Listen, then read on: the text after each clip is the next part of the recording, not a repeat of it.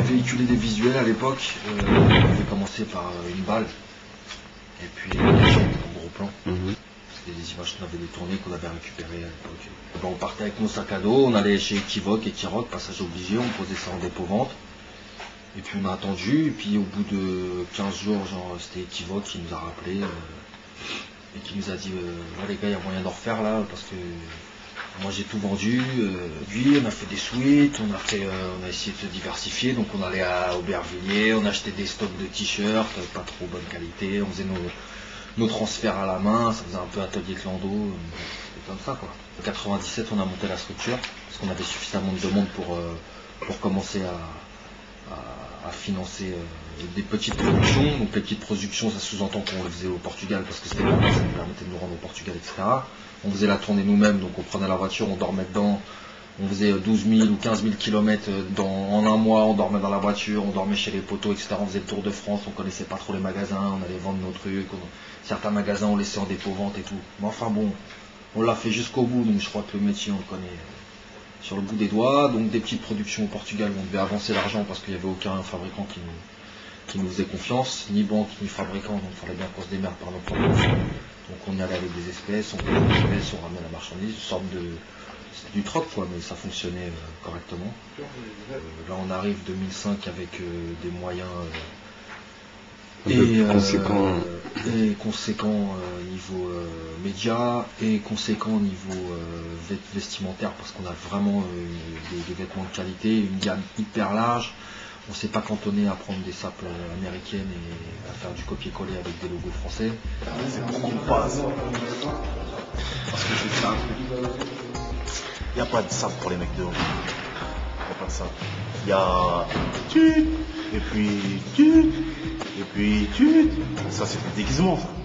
C'est pour les gens, ils aiment bien se déguiser, tout ça. Il y a un sape de rue. Les mecs de rue. Qu'on passe, mon frère. Je ne sais plus quel journaliste qui avait fait un article dessus qui disait il y en a pour les yeux, les oreilles et la peau. C'est vrai que ça résumait bien le truc, puisque nous on a aussi notre boutique de tatouage, donc il y avait les photos de notre tatoueur, il y avait tous les MP3, tous les artistes qu'on sponsorisait, on leur faisait un espace sur le site. La Casa del Funky, tout ça c'était des gens OG parce qu'ils étaient sur Belleville. Il y avait aussi Hibou, Bâtiment B, il y avait en fait tous les gens qui étaient plus ou moins autour de nous. Il y avait l'AMC. Griffe urbaine à l'époque. Griffe urbaine, ouais, je me rappelle. Exactement. Griffe urbaine, je me rappelle. Il y avait l'AMC aussi, paix à son âme, vous avez vu, tout ça c'était des gens du quartier. Il y avait Big Brother Hakim, il y avait voilà, tous les gens avec qui on a monté, on a grandi. Et ouais, on réussissait à faire véhiculer qu'on passe par le côté hardcore, par les images de hardcore et par ces gens-là qui nous demandaient rien pour porter des sacs, parce que on n'avait pas les moyens de payer qui que ce soit ou de faire quoi que ce soit comme promo pour avancer. Nous déjà qu'on passe de nom, c'est à consonance latine. Nous, déjà dès le départ, on était dans ce délire de lettrage gothique, ambiance latino à fond. Nous, musicalement parlant, on a toujours été plus attirés par le côté ouest, par les musiciens, par les compositions West Coast, des sons vraiment travaillés, larges, etc., par la culture chicaneuse, parce que mon associé il est d'origine latino, donc et ben il a cette culture-là. On a des contacts dans pas mal de communautés latines. Moi j'ai eu un amour pour tout ce qui est low bike. Moi je fais du son maintenant en plus de Compaz, et mon associé lui il fait de la vidéo, de la 3D.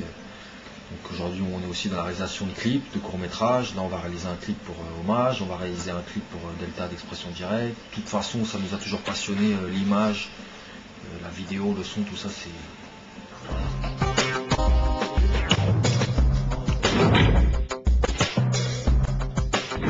Pour qu'on parle, tu m'oublies pas, parce que moi je tiens le contact avec un mic ou un flingue, je m'en fous, c'est le même résultat, j'en ai les bouffons à leur place. Je m'en bats les reins, j'ai trop la haine, je rime sur les ruines, la rue règne sur le trône, combien ont vendu le rame. On fait partie de ceux qui n'ont jamais de répit, tu ne peux t'imaginer la vie de folie que l'on vit ici.